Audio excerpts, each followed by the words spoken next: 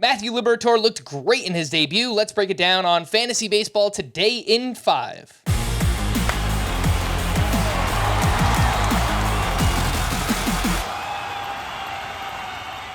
Welcome into FBT in 5. Today is Thursday, May 18th. I am Frank Sanford, joined by Chris Towers, and Matthew Liberatore pitched very well in his debut up against the Brewers. 5 shutout with 6 strikeouts, 12 swinging strikes on 95 pitches. And Chris, the rumors that we heard about Liberatore this season in the minors was that the velocity was way up. He changed the pitch mix, and that's exactly what we saw in this start. He's 32% rostered. Would you be looking to add Matthew Liberatore? Absolutely. I think you should be looking to add Matthew Liberatore. Now, that's not to say that I think he's even on the same level as like Yuri Perez, who we're not 100% sure what his long-term rotation spot looks like, but I think is a more talented pitcher than Liberatore.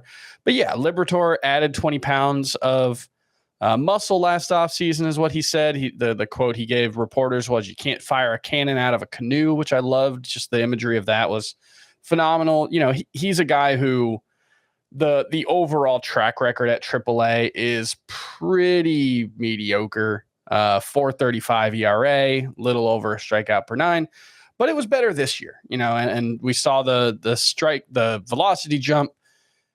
You know, he was mostly just fastball, curveball in this start. I don't know how viable that will be as a strategy moving forward, but he also does have, you know, change up and a slider, so it's not all he has. So yeah, I think you add it all up, and given the number of pitching injuries and underperformances we've had, it's hard to pass up on Matthew Liberatore, assuming he stays in the rotation, which, you know, I think he was good enough to justify it, but we'll see if that's what the Cardinals opt to do. I think he absolutely should remain in the rotation, but that's just my opinion. I don't know if the Cardinals feel the same way.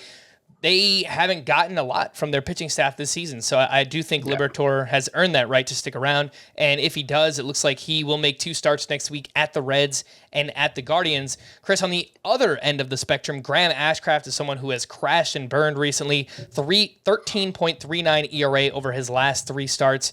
Would you drop Ashcraft to pick up a Matthew Liberatore? I think that's fine. Yeah. I mean, there's still so much to like about Graham Ashcraft when you watch him pitch, right? Like the stuff looks unhittable. The stuff plus metrics from, Saris look very good still. The problem is it's cutter slider, right? Like that's all he has. He'll occasionally mix in a sinker, but there's no changeup. There's no, curveball. There's no other look. And those 2 pitches, it makes him really hard to square up. He does not get hit hard very often. His expected WOBA on contact is very, very low, just as it was last season. The problem is walk rate is up to 11%. Strikeout rate is up a little bit, but only to like 18%, still solidly below average. So I think Ashcraft, I'm not holding the start at Coors Field against him necessarily, but it's been a steady trending decline for him. So I'm fine dropping Ashcraft for Liberatore.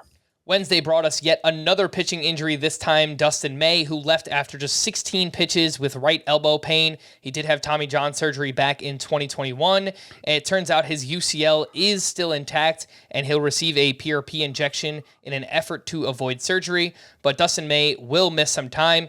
And Chris, the questions that we're getting, could we see one of Gavin Stone or Bobby Miller in the Dodgers rotation, 2 of their top pitching prospects in the minors right now? Yeah, it's... To start with May, it's just a tough situation because, one, what does his UCL is intact mean? Is it there's no UCL damage at all? Is it's not ruptured? Is it somewhere in between those 2 things?